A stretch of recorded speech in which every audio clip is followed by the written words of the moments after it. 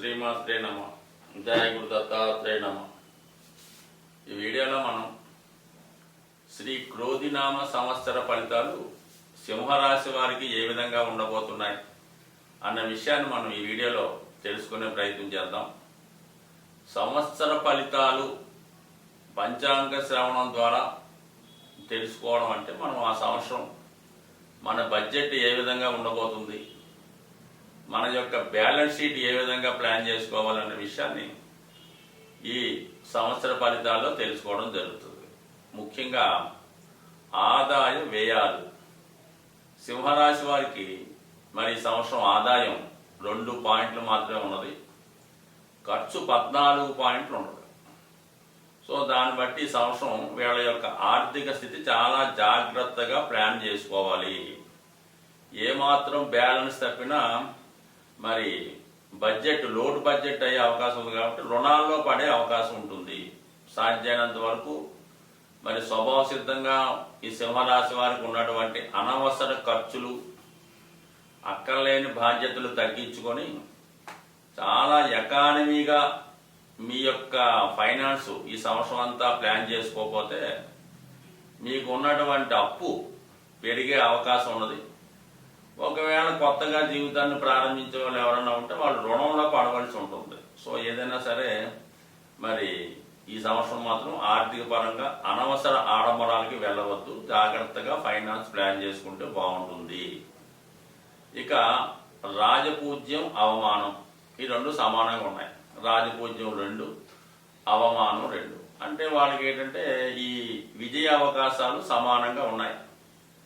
అలాగే ఉద్యోగస్తులకు ప్రమోషన్ వచ్చే విషయంలో రొటీన్గా వచ్చే ఇంప్రూవ్మెంట్ తప్ప, కొద్దిగా అభివృద్ధి మామూలుగా వచ్చే అభివృద్ధి తప్ప పెద్దగా ఏమి ప్రమోషన్స్ కూడా ఈ సంవత్సరం ఎక్స్పెక్ట్ చేయక్కర్లేదు. క్రీడారంగం వారికి కూడా ఏదో ప్రాక్టీస్ చేసుకోవాలి తప్ప, పోటీల్లో ఏదో నామమాత్ర ప్రదర్శన తప్ప గొప్పగా విజయ అవకాశాలు ఇచ్చే అవకాశం లేదు. ఏదైనా మొత్తం మీద ఈ సింహరాశి సింహలగ్నం వారు ఎలక్షన్లో పోటీ చేసే విషయంలో చాలా జాగ్రత్తగా వ్యవహరించవలసి ఉంటుంది. లేదంటే కొద్దిగా బొటాబొటిగా పాస్ మార్కులతో నెగ్గే అవకాశం ఉంది కాబట్టి చాలా జాగ్రత్తగా వ్యవహరించడం మంచిది. సో ఇక ఈ సంవత్సర ఫలితాలు మనం పరిశీలించినప్పుడు రాహు శని, రాహుకేతువులను తెలుసుకొని వాటి యొక్క ప్రభావంతో మనం ఏ విధంగా ప్లాన్ చేసుకోవాలన్నది కూడా ఉంటుంది. కాబట్టి ముందుగా గురుగ్రహం ప్రస్తుతం 9వ రాశిలో సంచరిస్తున్నటువంటి గురు భగవానుడు కేవలం ఉగాది అంటే 9వ తారీఖు ఏప్రిల్లో ఉగాది ప్రారంభం అయితే 30వ తారీఖు ఏప్రిల్ వరకు మరి ఈ భాగ్యస్థానంలో ఉంటూ మే 1వ తారీఖు నుంచి రాజ్యస్థానంలోకి రావడం జరుగుతూ ఉంటుంది. అంటే 2, 6, 10 భావాలు యాక్టివేట్ చేయడం జరుగుతుంది. గురువు కూడా పంచమ దృష్టితో ధనభావాన్ని, అలాగే 9వ దృష్టితో 6వ భావాన్ని వీక్షిస్తాడు. కాబట్టి ఫైనాన్స్ సంబంధించిన విషయంలో గురువు యొక్క కంట్రోల్, ఆధిపత్యం అది ఉంటుంది. ముఖ్యంగా కుటుంబ సంబంధించిన విషయాల్ని ఒక దారిలోకి తేవడం జరుగుతుంది. అక్కడ ఈ కుటుంబ విషయాల్లో మనకి ఏ విధంగా ఆర్థిక పరిస్థితి నడుస్తుంది, అసలు కుటుంబానికి వచ్చే ఆదాయం ఎంత, ఖర్చు ఎంత, ఈ కుటుంబంలో అనవసరంగా వేస్ట్గా ఉండే క్యాండిడేట్లు ఎవరు వాళ్ళు ఎక్కువ ధనం ఖర్చు అవుతుంది అనే విషయాన్ని జాగ్రత్తగా పరిశీలించుకొని ఒక విధంగా ఆదాయాన్ని పెంచుకునే మార్గాన్ని కూడా ఈ సంవత్సరం అన్వేషిస్తే కొంతవరకు కుటుంబ పరిస్థితులు, ఆర్థిక విషయాలు చక్కబడే అవకాశం ఉంది.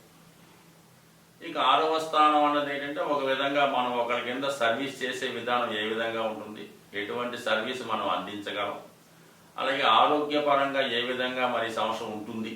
మరి ఆరోగ్యం బాగుంటేనే కదా వృత్తి సక్రమంగా నిర్వహించగలరు.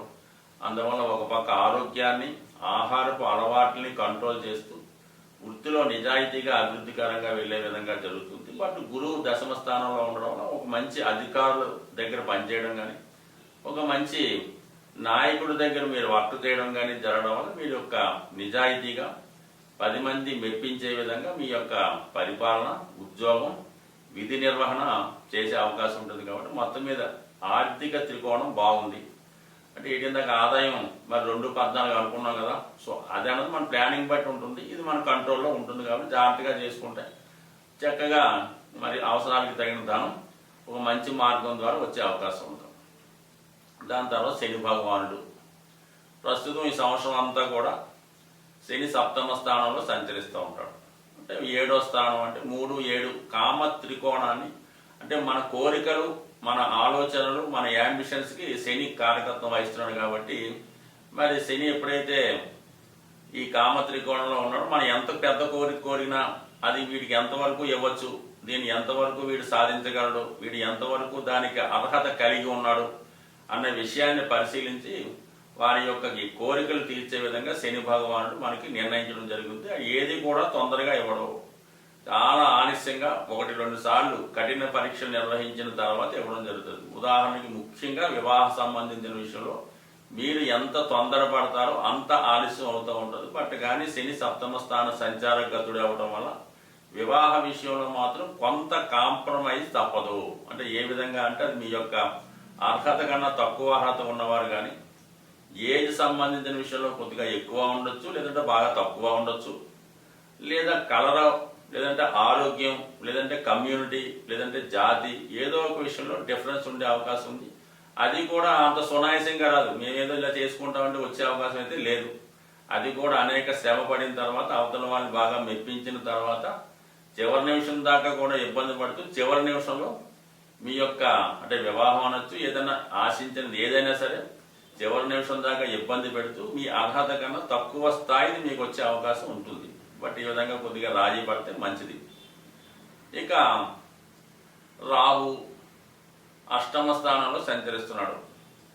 అంటే 4, 8, 12 అంటే గురువులాగే రాహు కూడా పంచమ దృష్టి, భాగ్య దృష్టి ఉంటుంది. కాబట్టి మరి 4, 8, 12 భావాలు అంటే మీకు మోక్ష త్రికోణాన్ని యాక్టివేట్ చేయడం జరుగుతూ ఉంటుంది. మరి రాహు ప్రమాదకరమైన వ్యక్తి కాబట్టి మరి ఒక మాయా ప్రపంచంలో పేరుకి మోక్షంగా ఉంటూ అదే మరి అక్కలేని అన్ని మరి ప్రపంచక విషయాల్లో అన్ని సుఖాలు అనుభవిస్తూ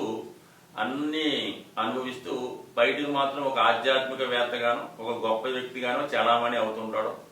పేరుకి ఏదో ఆశ్రమంలో ఉంటాడు, ఒక అన్ని వైభవాలు అనుభవిస్తూ ఉంటాడు. సో అలా కాకుండా చాలా నిజాయితీగా ఉండాలంటే అన్నీ విడిచిపెట్టాలి. కోరికలు విడిచిపెట్టి జాగ్రత్తగా ఉంటే రాహు మీకు మంచి నేమ్ సంపాదించే అవకాశం ఉంది. బట్ ఎనీహో మరి రాహు ఈ మోక్ష త్రికోణాన్ని యాక్టివేట్ చేయడం వల్ల ఈ సంవత్సరం వరకు మరి ఇలాంటి పుణ్య కార్యక్రమాలు, దైవ కార్యక్రమాలు, పూజా కార్యక్రమాలు వాటికి పెద్దగా అంగీకరించకపోవచ్చు. అది చేద్దామన్నా కూడా మరి దానికి తగినటువంటి ప్రోత్సాహకరంగా ఉండకపోవచ్చు. కాబట్టి మరి ఎంతో కష్టం మీద వీలైతే రోజు దైవ ప్రార్థన చేసుకోవడం మంచిది. బట్ ఏదైనా ఈ రాశి వారికి మరి మెయిన్ శని ప్లస్ గురువు కూడా మంచి స్థానంలో ఉండడం జరుగుతుంది. కాబట్టి బట్ శ్రమాంతర విజయాన్ని ఇవ్వడం జరుగుతుంది. కాబట్టి కంపల్సరీగా ఈ రాశి వారు మరి గురుగ్రహ అనుగ్రహం కోసం దక్షిణామూర్తి ఆరాధన చేసుకోవడం, సాధ్యమైనంత వరకు గోసేవ చేసుకోవడం, అవకాశం ఉన్నవారు మంచి గోవుని పెంచుకోవడం వల్ల ఖచ్చితంగా ఈ రాశి వారు మరి వారి యొక్క ఆర్థిక స్థితిని మరి సాధారణంగా బ్యాలెన్స్ చేస్తూ